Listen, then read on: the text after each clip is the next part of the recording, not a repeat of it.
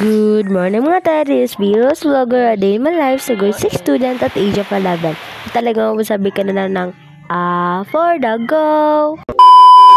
Umaga na nga po pala dito sa amin kaya nagising na ako. Medyo mapaos pa nga po pala itong boses ko dahil sa ubo ko. Pero laban pa rin, voice over pa rin. Pumunta nga po pala ako sa likuran ng bahay namin kasi andun si mama. O di pa pagbukas mo pala na pito is bayabas na yung makikita mo. Wala nga po pala ako magawa kaya nag-scroll na lang ako sa YouTube at may nakita akong video na about sa journaling. At naghanap ako ng notebook na pwede kong sulatan. Wala pa ako magawa so nag-journal na lang ako.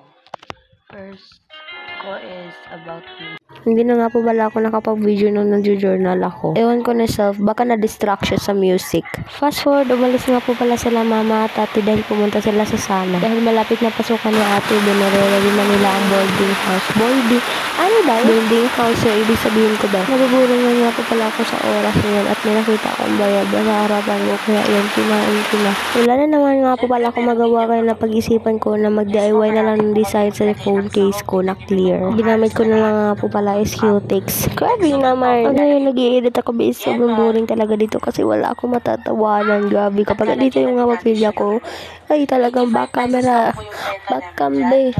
Talaga ako nag-iingay dito, grabe. Wala na akong masabi sa inyo. Grabe ang baba ng vlog natin, 1 minute pa lang. Pupupus pa naman ako sa YouTube. Ito na nga po pala yung kinalabasan. Iba ang pangit, grabe pa naman. Ito na yung design ko dyan, may bulaklak, tapos may ano. Ay, talagang sinisipo. Ano daw? Inamoy ko kasi parang gikan siya sa mall. YouTube. Parang talaga. Ano daw? Hanggang 12 PM nga lang po pala itong vlog na to kasi wala na akong magawa. So hanggang dito na nga lang po pala yung vlog natin. Thank you for watching. God bless always. Paus na yan.